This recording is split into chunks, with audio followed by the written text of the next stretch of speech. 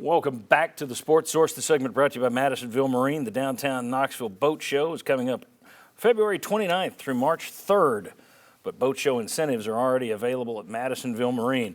We're talking 2024 Skeeter ZXRs, 2024 Godfrey pontoons, 2024 Crevalle boats, on and on and on. You pick the model, you get a quote, figure out your payments. Do it all right there at madmarine.com, or get down and see them. See my friends Joe Special and the team at Highway 411 North in Madisonville. All right, let's remind folks of the poll we're doing right now, so you can click on the little QR code with your phone there, and it does look like the route I anticipated. So I hope the person who was tweeting with me earlier is watching today. No one cares about your regular season. That's just the sport. It's all about the NCAA tournament. Gentlemen, everyone expected running back coach Jerry Mack to leave for a job with the Jacksonville Jaguars. But then linebackers coach Brian Jean-Marie left this week for a position with Michigan. Now, he's coached up there before. And he got a 3-year contract, something that Tennessee only does with their coordinators so far. First of all, let's just start with, how concerned are you? I mean, Josh Heupel lost one coach his first year, one coach his second year. Now this is the first time he's had 2 coaches leave in the same offseason. How concerned are you about those guys and replacing them with the right person? Vince. Yeah, I wouldn't be concerned as of yet because, like you mentioned, this is the first time it's happened where there's been more than one. In fact, 2 of them have gone to the National Football League, and then one took a head coaching job. Yeah. So really, there's not enough of a track record for me to say, look what's happening. It's also kind of the landscape today of college athletics. So if you get more changes, that'd be a little bit different story, but not yet. I'm more interested in, and I wasn't clear, it's a crummy question. More interested in, are you concerned about the specific 2 that left at all? Does that cause any problems, or no? No, I would say now there's not, at this point, there's not as deep a pool, I think, of guys you can bring in, but I'm sure there will be interest in it. No, I think you can get guys in there to fit what Heupel wants to do. I don't think it's a huge difference. Typically, running back coach, linebacker coach, you need those guys to be hosses in terms of recruiting. Absolutely. Yep. Thoughts, Dave? Any concerns? Not really, because I don't think either one of them were elite recruiters. So, I mean, you're right. That's the position you put guys in to be elite recruiters, and neither one of them were really that. They were okay. And I think that Tennessee actually can upgrade at both of those positions. I believe firmly, and I was looking just now over the list of guys that they've recruited, and it's not a who's who. It's not an incredible group of guys. We're talking about some Arian Carters. We're talking about Dylan Sampsons. We're talking about James Pierce. But other than that, it's a bunch of guys that you'd need a milk bottle to find. Well, I just wonder if this is an opportunity. How many ace recruiters do you have on this staff? And can you go find one at this point? The problem is, as Vince mentioned, it is kind of late in the game to go pluck somebody off another staff. It is, but if they're a recruiting ace. Right. But as we've seen at Alabama, you can, if you maybe have not signed that contract just yet. So there may be some guys out there that are still free that you could pull away. That would not surprise me at all. Let me ask you guys this.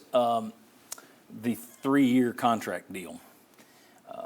These schools are making so much money. It's what's on 1 more year guaranteed. If you've got an assistant that you want to keep, we don't want to do this. Well, it's the cost of doing business. I mean, the cost of Brian Jean-Marie, giving him 1 more guaranteed year, let's compare that to Tennessee's average legal bills in a year. Okay? I mean, they've got money. So I'm not concerned that they can't pay the guy. To me, I would just look at it and say, do business as business is being done. And if teams are luring your guys away with 3-year deals, it's not like they gave him a 5-year deal. Okay, I understand that. You're giving a 2, he wants a 3, they're offering a 3, give him a 3. And I just mean that in general, whoever the coach is, it seems to me that if you're serious about it and you want to be the best of the best, I don't let somebody else give my guys a better contract to lure them away.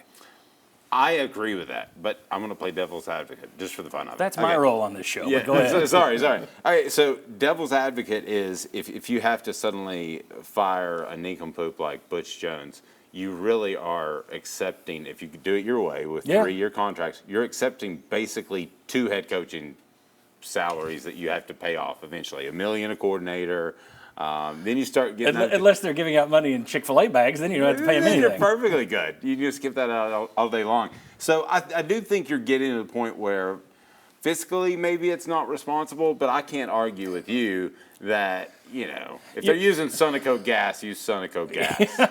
Well, I mean, I love the fact Tennessee's going to be fiscally responsible.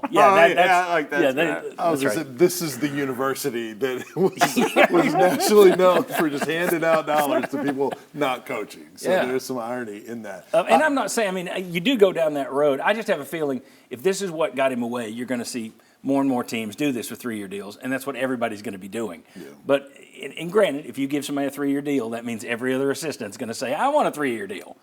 But your thoughts, Vince? Yeah, I'd want to see the numbers on just how many schools are actually doing this. I haven't done a deep dive on that. I know that's the trend, but just how much is it? What about the Power Fives? How many of those are actually doing that?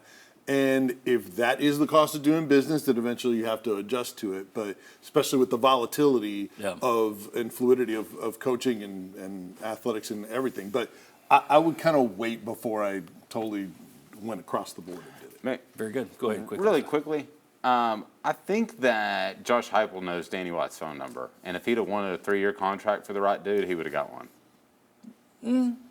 Okay. I don't know that. You don't think there's anything he wants that he doesn't get?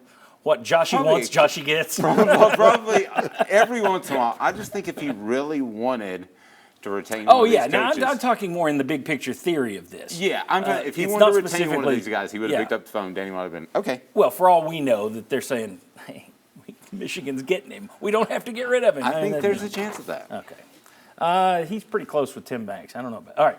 When we come back, everyone's still waiting for a judge to rule on the injunction case involving UT and the NCAA, or involving the state of Tennessee, parentheses UT, and the NCAA. So, is it a good sign or a bad sign for UT that this thing's kind of dragging along? We'll discuss that next. Come on back on the Sports Source.